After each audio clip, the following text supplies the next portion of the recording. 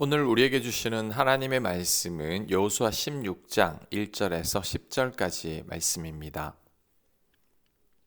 1절 요셉 자손이 제비 뽑은 것은 여리고 샘 동쪽 곧 여리고 곁 요단으로부터 광야로 들어가 여리고로부터 베델 산지로 올라가고 베델에서부터 루스로 나아가 아렉 족속의 경계를 지나 아다롯에 이르고 서쪽으로 내려가서 야벌렛 족속의 경계와 아래 벳호른과 게세레까지 이르고 그 끝은 바다라. 요셉의 자손 므낫세와 에브라임이 그들의 기업을 받았더라. 아멘. 야곱의 아들들이 12지파의 뿌리가 되었는데 어떻게 요셉의 두 아들이 12지파에 들어갔을까요? 야곱이 죽기 전에 요셉이 두 아들 므낫세와 에브라임을 데리고 가자 야곱이 손자들을 자신의 아들로 삼겠다고 말합니다. 그리고 야곱이 양손을 들어 그 므낫세와 에브라임을 축복했죠. 가장 막내 에브라임이 더 큰 축복을 받고 므낫세도 많은 축복을 받게 됩니다. 그 뒤로 요셉의 두 아들은 야곱의 아들이 되어 12지파의 뿌리가 된 거죠. 그리고 야곱의 축복대로 두 자손은 아주 번성합니다. 또한 요셉의 두 아들 므낫세와 에브라임은 인간적인 시각으로 볼 때 가장 좋은 땅을 분배받았습니다. 가장 중앙에 위치하고 가장 좋은 지역을 분배받았죠. 그리고 땅의 크기도 가장 큽니다. 왜 이 두 지파는 이렇게 좋은 땅을 많은 땅을 받게 됐을까요? 서열로 보면 막내인데도요. 막내니까 좋은 땅을 준 겁니다. 그리고 이 두 막내가 가장 좋은 땅과 가장 많은 땅을 분배한 거에 유다 지파 다음으로 많은 땅을 가지게 됐죠. 그 이유가 야곱의 축복 때문이라고 생각합니다. 창세기 49장 22절입니다. 요셉은 무성한 가지 곧 샘 곁에 무성한 가지라 그 가지가 담을 넘었도다. 아멘. 샘 곁의 가지는 물을 주지 않아도 되죠. 비가 온 뒤에 풀이 잘 자라듯이 늘 이렇게 잘 자랍니다. 많은 축복을 받은 거죠. 또한 아버지 요셉의 영향이라고 생각합니다. 아버지 요셉으로 인해 하나님께 많은 축복을 받으니 자녀가 복을 받게 되는 거죠. 자, 예를 볼 때 자녀가 잘 되는 것은 우리에게 달려 있습니다. 우리가 하나님 말씀대로 바로 살면 우리 자녀들이 복을 받게 되는 거죠. 요셉의 인생이 얼마나 하나님 앞에 바로 산 인생인지 모릅니다. 일평생 하나님과 동행했던 요셉이었죠. 그래서 형통했고 그로 인해 자녀들도 그 복을 받게 되는 겁니다. 아브라함의 아들 이삭이 많은 복을 받았죠. 이삭이 잘해서라기보다 아버지 아브라함으로 인해 복 받은 거죠. 그래서 나로 인해 내 자녀들이 복 받게 된다라는 것을 알아야 합니다. 자녀가 잘 되기를 원한다면 유산을 많이 물려주거나 좋은 대학 보내는 게 아닙니다. 내가 믿음 생활 바르게 하는 겁니다. 내가 아브라함이 되고 내가 요셉이 되면 됩니다. 그럴 때 하나님께서 내 자녀들도 책임져 주시는 거죠. 우리의 바른 믿음이 우리 자녀들에게 잘 물러갈 수 있도록 우린 최선을 다해야 합니다. 성도님들 가정을 신방해보면 모두가 자녀 걱정입니다. 자녀 잘 되기만을 바라는 기도 제목들이 제일 많습니다. 그런데 그 기도 제목은 나에게 달려 있습니다. 내가 하나님 보시기에 바르게 살아간다면, 내가 하나님 보시기에 반듯하게 살아간다면, 그 하나님 말씀에 순종하며 살아간다면 그럴 때 나로 인해 우리의 복이 우리 자녀에게로 흘러 들어가게 되는 겁니다. 그러니 우리 자녀들을 위해서라도 내가 믿음 생활을 잘해야 합니다. 5절 에브라임 자손이 그들의 가족대로 받은 지역은 이러하니라. 그들의 기업의 경계는 동쪽으로 아다롯 앗달에서 윗 벳호른에 이르고 또 서쪽으로 나아가 북쪽 믹무다에 이르고 동쪽으로 돌아 다나 실로에 이르러 야누아 동쪽을 지나고 야누아에서 아다롯과 나아라로 내려가 여리고를 만나서 요단으로 나아가고 또 답보아에서부터 서쪽으로 지나서 가나 시내에 이르나니 그 끝은 바다라. 에브라임 자손의 지파가 그들의 가족대로 받은 기업이 이러하였고 그 외에 므낫세 자손의 기업 중에서 에브라임 자손을 위하여 구분한 모든 성읍과 그 마을들도 있었더라. 그들이 게셀에 거주하는 가나안 족속을 쫓아내지 아니하였으므로 가나안 족속이 오늘까지 에브라임 가운데 거주하며 노역하는 종이 되니라. 아멘. 자, 10절에 쫓아내지 아니하였으므로라는 말은 쫓아낼 수 있었는데 쫓아내지 않았다는 겁니다. 에브라임 지파 정도면 충분히 쫓아낼 수 있는데 쫓아내지 않은 거죠.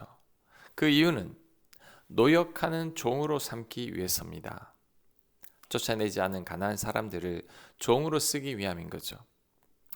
이런 에브라임 지파의 불순종은 순종하기 어려워서 순종하지 않은 게 아닙니다. 경제적인 이유 때문이고 좀 더 편하게 살고 싶어서이죠. 이전에는 가나안 사람들을 쫓아내기가 힘들어서 쫓아내지 못했다면 이번에는 자신들의 이익을 위해서 쫓아내지 않은 겁니다. 자, 이 대목에서 우리가 하나님 말씀에 불순종하는 이유가 뭔지, 뭐 때문인지가 나옵니다. 편하게 살고 싶은 마음 때문이고 손해보기 싫기 때문입니다. 사울 왕이 아말렉과의 전쟁 후에 진멸하지 않은 이유도 같은 이유 때문이죠. 전리품들을 그냥 버리기에 너무 아까웠던 겁니다. 한국 사람들이 동남아 지역의 주재원으로 가게 되면 집에 가정부를 여러 명 둘 수 있다고 합니다. 인건비가 너무 싸기 때문이죠. 이때 편안함을 누린 분들이 한국으로 귀국하고 싶어 하지 않는다고 합니다. 편안함과 안락함을 이미 맛보았기 때문이죠. 지금 이스라엘 백성들도 그러한 편안함을 누리고 싶은 겁니다. 가난한 사람들을 쫓아내지 않고 종으로 삼으면 내가 편하게 살 수 있기 때문이죠. 하지만 이것은 하나님 말씀에 순종하기보다 편안함이 더 우선순위가 된 거죠. 이런 우선순위가 우리로 하여금 불순종하게 만드는 겁니다. 오늘날 그리스도인들이 하나님 말씀에 제대로 순종하지 못하는 이유가 바로 여기에 있죠. 풍족함과 편안함 때문입니다.